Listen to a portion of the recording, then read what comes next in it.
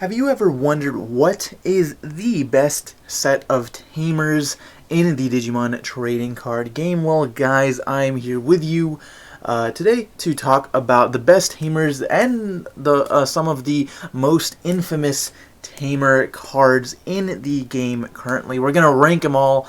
Well, not all of them. I do want to preface, this is definitely not every tamer that's in the game. I kind of just pick and chose here for some of the most famous ones, most widely played, some of my favorites. But there's definitely a lot that I've just left off this list purely due to time reasons, because there's so many cards in the game that are tamers, and I can't really talk about them all, at least in the manner that I would like to.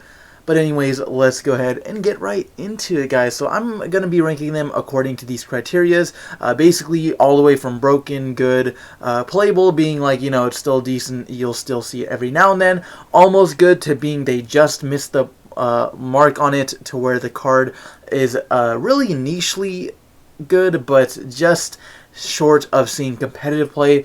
And then the used to be good category of like, okay, this card at one point in the game's history was very widely played, but isn't anymore, just due to power creep reasons or due to the deck it was a part of not being playable anymore.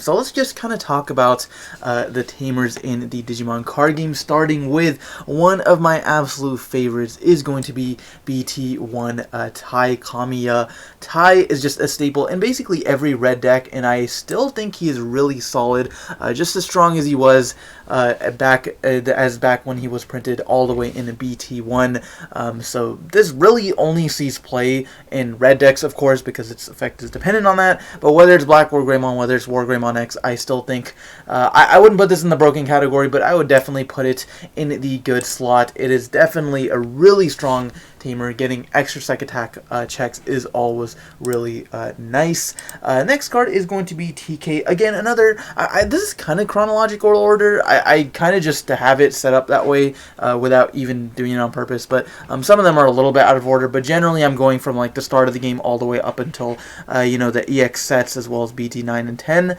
But TK, really solid. Basically, ever since he was introduced, he's seen play. We saw the takeover of yellow decks in BT5 with Lord Nightmon. Set Control with, is still playing the yellow package even now. And even in a lot of the rogue decks like Shine Greymon or anything like that, this card will definitely see play in basically any yellow or sometimes even the not yellow deck. So I'm going to go ahead and put TK in the broken category.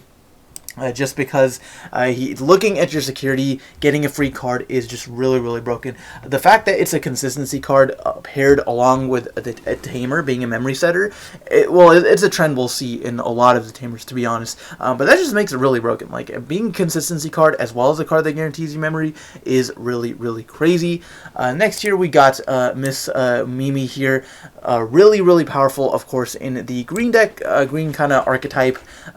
Throughout the game's history, but we've also seen it played in some other decks like Imperial, Mixed Colors. Just being able to speed up your breeding phase, speeding up your deck, having an egg that's constantly being able to move out, has just always been really good. Even when the game first started, this was a really broken mechanic, basically getting you another breeding phase every single turn, provided you met the condition of having a green level 5 or higher. But I'm definitely going to be putting Mimi in the good tier. Maybe we should call this like the great tier, like above average is what I would say. So let's call it great. Just because I think this card is like a staple game, like going forward. It's never going to be power crept out until they just like make a better version of Mimi. Same thing with like a lot of these tamers, to be honest. A lot of the memory tamers, the ones that are from like set 1s even all the way up until like set 4 or 5 are still really viable, but just sometimes don't see play depending on the meta. So next is going to be Matt Ishida. This guy, speaking of not being good anymore, I would probably say this guy used to be really solid in a lot of the purple decks, prior to even back as recently as like BT7. This was played in like Cherubimon. In Minerva Loop, it's played as like a one of maybe, but I don't think it really holds the same value as it used to. There's so many cards that let you grab back things from the trash, or let you summon back from the trash. Things like Calling from Darkness basically just power crept this completely. So I do think this is like a playable card, but I'm probably going to put it in used to be good. It used to be really, really strong, but just isn't, unfortunately, super playable anymore. Next, we got Purple Mimi. Now, this is kind of the opposite, because for the game's early history, this card came out, I think, in like set 1.5 and set 3. Correct me if I'm wrong. Was a BT3 card, but for a decent amount of time, this wasn't seeing too much play, probably up until SecCon started to become a thing, and then people realized this was a really good interruptive card. So I would probably put Mimi as a really great tamer next to the other Mimi, just because we've seen this phase in and out of the meta. We saw it a lot in Gabubon, Blue Hybrid, things to shut off Hammer Sparks, and Set Control, it gains you back that extra memory, making your option cards cost a little bit less. So Mimi really strong. Black Izzy here is probably the best Izzy. The green ones are not even on here, just because I think that card sucks. But Black Izzy is really solid in basically just D-Brigade or any sort of black deck that's utilizing Pagumon, or gets a benefit for utilizing the fact that Izzy can stack the top of your deck. This was really cool back in like BT 5 and 6 with security control, where you could like stack the top card of your deck, and then you basically get to choose what you're going to recover with your Magnet Angemon, and putting that on top of security. So I'm going to put this in playable. I definitely don't think it's as strong as it used to be, but it is still really solid overall. Just not a lot of black decks in the meta to kind of take care of that.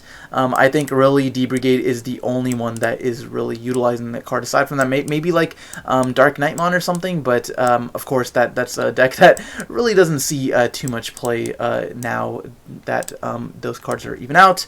Not super strong, but anyways, I'm just fixing stuff here, but let's talk about Marcus. So Marcus is another one. I think this little card will probably come back once we get the Shine Greymon support in like BT, 11 and 12. So I'll probably withhold like saying too much on this card for now, but I think it's a pretty strong card. It is playable for sure. I would say this card is, well, you know what, let's put this in almost good category. This is like almost a really broken card, but the fact that it just gives you memory is strong. But in a lot of the red decks you're playing, you typically want like one of two lines, which is why most red decks either play your Tai or your hero. You typically always either want like another security check or an extra DP to ensure that you'll be able to check security successfully. So one of those two things generally is what you want now. Marcus is just like not really played anymore. But I digress. Okay, so then let's talk about Purple Kari here. This is another card that really, like sets 1 through the 4. I think this card came out in set 4. Like this card was not really played too much at all. Set 5 was played a little bit in Lord Nightmon, and then past that, it has really been seen in security control. Just because, again, similar to Mimi, it is a really, really strong interruptive card. So I'm going to go ahead and put this right next to Mimi, in the fact that, like, yes, it is really only utilized in one deck right now, but it's one of those tamers that's splashable in a lot of different decks, and I think that's what really makes it powerful. The next tamer here, this will go in broken tier. Davis is definitely one of the best cards they've just printed in this game. Basically a staple in almost every single blue deck, from Melga to Examon to Imperial to Gabubon. Like every blue deck that just wants a consistency engine doesn't really have to worry about the fact that they're wasting a slot for their memory tamer. Maybe like other colors might have to run like, okay, we got to run Mimi and Tai, but we also need like our memory boosts and stuff. But this gives blue just that extra edge over the other colors because you already have a built-in consistency card. Okay, and then the other tamer that kind of goes along with that is going to be Davis and Ken. Now, the dual tamers are just really, really strong in general, and maybe that could be a whole list on itself, but I would say Davis and Ken is another one that is probably in the great category. Like this is really only played in like Examon and Imperial, but basically any blue/green deck could play this. It's best if that deck has multiple colored Digimon, like because you can utilize the second effect. But I think this can go in and out of the meta. Like we saw it a lot in with Arm Rush and with Imperial. Now those decks aren't super popular now, so it's phased out a little bit. But I still think it is a really, really powerful card. Just being able to guarantee yourself like a +2 off of like Elydramon or something is really, really crazy.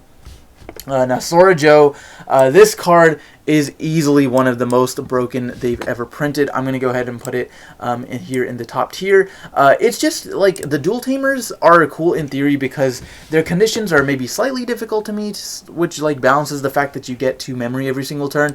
But Sora and Joe's is probably the easiest condition to meet out of like any one of the dual tamers. So the fact that it's an easy condition to meet, it's broken when you hit insecurity, you get to, it helps fulfill its own condition because you get to suspend it to like trash materials, is just really, really broken. We've seen this in Blue Hybrid. We all remember the horror stories that we got PTSD from set 7, and then of course it's still played in Blue Flare and whatnot. So really, really good. Next is going to be Nokia. Now, I'm a huge fan of this card, especially when it was first released, back when there wasn't too much Greymon, like Greymon, Garurumon support. This card really helped sped up your deck and made your like 4 evolves into 3s, your 2s into 1. So it was really, really powerful. But it's just unfortunately not too great anymore. I would put this in the almost good category. Like it doesn't do enough for the deck. Like it plays an Agumon, but a lot of the Greymon decks now are running like Agumon X-Antibodies, which this doesn't play, so it lacks consistency with there. But you really only want to play like a Searcher Agu, which you only basically have like 1 of. So it's a little bit like, it's still solid, but like you probably wouldn't play it in more than like 1 or 2. It's just like not good enough, I don't think, to include in stuff like the Black War Greymon deck or the Melga deck or anything like that. Matt and Ty, these cards were format warping on their own. I'm going to put them together just because they basically do the same thing for their respective decks. But Matt, of course, just being like better by default just because Gabumon was much more prominent back in set 6 and EX1. But I'm going to put these at the great tier. I would put them at broken, but due to the fact that they're really not seen whatsoever anymore, maybe because of that I should put them in the used to be good category. Because now that I think about it, I don't think any deck plays these anymore. Like, it's not like some of the other tamers like Izzy or like Green Mimi or Davis Ken, where you might occasionally still see those splash in other decks. These were both basically only ever played in the Bond decks, and those decks have just been power crept out of the meta, and so no one is playing Matt and Ty whatsoever. So that's a little bit unfortunate, but those cards still hold a special place in my heart. We're going to go ahead and talk about the next row here, starting with the Izzy and Joe. This card, again, similar to some of the other Black Tamers, just very niche in their applications. If your opponent has 2 or more Digimon in play, it's going to be able to get you that +2 memory. However, in the context of this meta, it kind of sucks because there's so many 1-stack decks, there's so many easy ways to play around this that you're pretty much never going to get that first effect off unless your opponent just like doesn't know how to play around it. So I'm going to put this in the almost good category. It is just like, it's an easy condition to meet, but it's too easy to, I think, play around, at least in the context of this meta. Now, maybe when we switch more towards Rookie Rush strategies or going wide like back in the day, maybe if we had this like during BT5, it'd be really broken, but we didn't, so I'm going to put in almost good. TK Kari, speaking of some of the more dual tamers, TK Kari has always been a really, really solid one, really strong inclusion in set control and yellow hybrid, stuff like that. But again, not super heavily played this format just because of the way things are going. Yellow hybrid, seen some tops, but even then it's not like a 4 of or anything. So I'd probably put this in the playable category. It is still really good, I think, and it's a really strong punish for your opponent going for early aggro, which is a lot of what this meta is. So thinking if you hit this off of like first or second check and you've already got a +2 memory for like the next turn, that's really strong. But unfortunately, just not seeing too much play now. And then now let's go ahead and get into the Frontier crew here. We got Takuya, Koji, JP, Koichi, Zoe, and Tommy. Of course, they all do very, very different things for their own respective decks, and I love them all. But some of them are definitely better than others. Takuya, I'm going to go ahead and put this at the almost really good category. Unlike some of the other tamers, Takuya by himself doesn't really give you any value. The only real effect that you have is just getting Psych Attack +1, and while that is really strong, you pretty much need to have an Aldemon over it, or like a level 5 or 6 to be able to get that condition, because like an Aguni or a Burning Ray by itself is not going to get to 10,000 DP to get that second attack +1. Now this will get much stronger in the future, so I'll probably like once BT12 comes out, this will definitely change places, but at least in the context of set 7 and onwards, this card was just almost good, and I'd probably say the same thing about Koji. Even when Blue Hybrid was at its peak, this card was just like not played in that deck, ironically. Even like the Magna Greymon versions, I believe did play maybe like 1 to 2 copies, but it was really just as a finisher. Sticking 5 from your hand is just so many resources to invest in just one single card, and yeah, you do get it back over time, but the kind of default lies, the problem like lies in his default design is just like, his inherited isn't really that good. His main effect doesn't really get you any value. It's solely to turbo into Magna Guru, which in and of itself isn't that great of a boss monster. Now we're going to talk about, one of my favorites is going to be JP. I would put JP in the great category. Now, contrary to the other two, his main effect does give you value, because whenever you evolve into a hybrid on top of him, it costs 1 less, so effectively making it so you have 1 cost hybrids, which is a very, very dangerous and efficient game. Dangerous for your opponent, because you have the potential to like double hybrid on any single turn if you start at 3. Like you start at 3, you got 2 tamers, evolve a regular one into a hybrid, evolve 1 over JP for 1. That's 3 memory. Really, really strong stuff. Helps you with your efficiency, and then giving piercing is just really, really crazy. So JP, really big fan of. Koichi, not as much. This card was almost good, even in its own deck. Like, it was like a 2 to 3 of, just because like you could loop it, so you didn't necessarily need more copies. The draw 1, discard 1 is really cool. Like it gives you some sort of on playability, but generally that's just like not that strong of an effect. It doesn't gain you advantage, it just breaks you even. And so like even the deck as itself like wasn't super strong, unfortunately, even though I really do enjoy the Cherubimon deck. I'm gonna put Koichi at almost good. Now Zoe and Tommy, on the other hand, Zoe, I'm going to definitely put at great. She is a really, really strong consistency card. Again, just giving you value as soon as you play her, letting you look at your security, giving you that TK effect, but just solely for the hybrid archetype is really strong. And then Tommy, do we even need to discuss this? This is probably, okay, so I haven't really put these in a specific order. I'm just going to order the broken tier. What I think is the best, I'll probably put them like this, like, Tommy is definitely up here, like probably one of the most broken tamers they've ever printed. And in a vacuum, it doesn't really seem like it, because like it's like, okay, you strip 3 sources and then you can freeze a guy once per turn. What's the big deal? But in the context of his own deck, you guys already know how toxic multiple Tommies was. Being able to constantly get rid of your opponent's inherited effects, freezing multiple times per turn, bouncing their guys back to hand. It was just so ridiculous. Tommy, definitely really, really strong.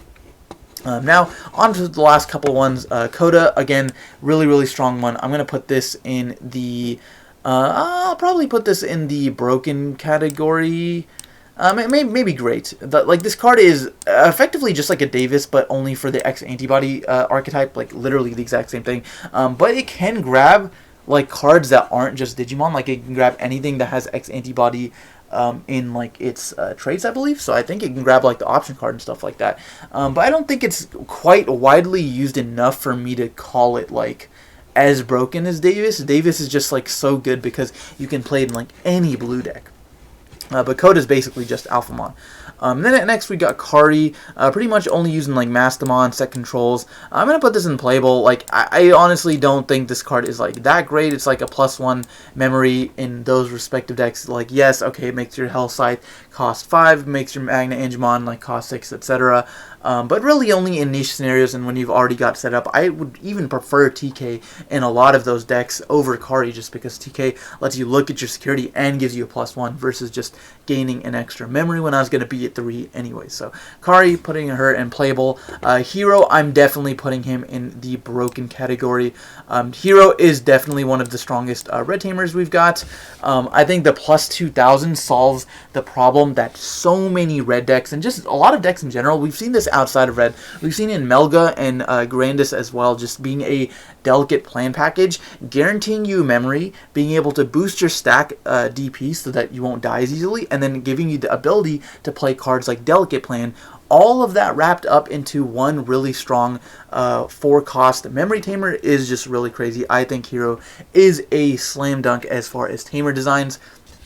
Now, guys, you already know, I think I've voiced my opinion on Cool Boy before, but this is probably the most broken tamer I think they've ever printed. I would for sure put Cool Boy at number 1, solely because, like, we've talked about this, right? Okay, so things that make tamers good is the fact that you, like, notoriously the really good ones like Davis, like TK, like Zoe, Coda, they all give you +1s or some sort of intangible advantage. Maybe it's not like a card, maybe it's like memory like Sora Joe, or maybe it's controlling your opponent's board like with Tommy. But Cool Boy not only gets you a +1 to 2 and lets you look at the top 3 cards of your deck, but then it also gets you another draw and another memory whenever you meet the condition of evolving into like a same level guy, which is not very hard to do in its respective deck. Not to mention, it only costs 2, dude. Like, why does this card cost 2? That's so ridiculous. It's so broken for only costing 2. So I'm definitely going to put that at number 1 in the broken category here. Taikari, I'll probably put this in great. A little bit hindered now that Sunrise Buster is at 1, but it's still really, really strong card to play as. In just like any yellow and red deck. Taiki here, really, really strong in the Crossheart deck. I'm probably going to put this also in great just because, actually, I'll probably put this in broken. In its own deck, it's like the heart and soul of the deck. A lot of people were talking about hitting Taiki as opposed to like Cross 4 when that list came out a while ago, just to hinder the deck because of the fact that you really need to see some card that like lets you use your materials underneath Tamers as Digicross. So that's why a lot of the decks play Kiriha as well, to just give you like another tamer that does that. But then also being a consistency card on top of that is really, really broken. Last couple cards here, I'll just go through these pretty quickly. So we got Takato here, one of my favorites, but unfortunately he's not super powerful. Like, giving Blitz is really, really broken to your Gallantmons. But the Gallantmon deck as a whole isn't really crazy powerful, so at least until we get the BT 12 stuff, I'm going to go ahead and put this in the playable category. Definitely really strong, but nothing to write home about. Hina, I think this card was just like almost really good. Like, I actually really do think the first effect is pretty good.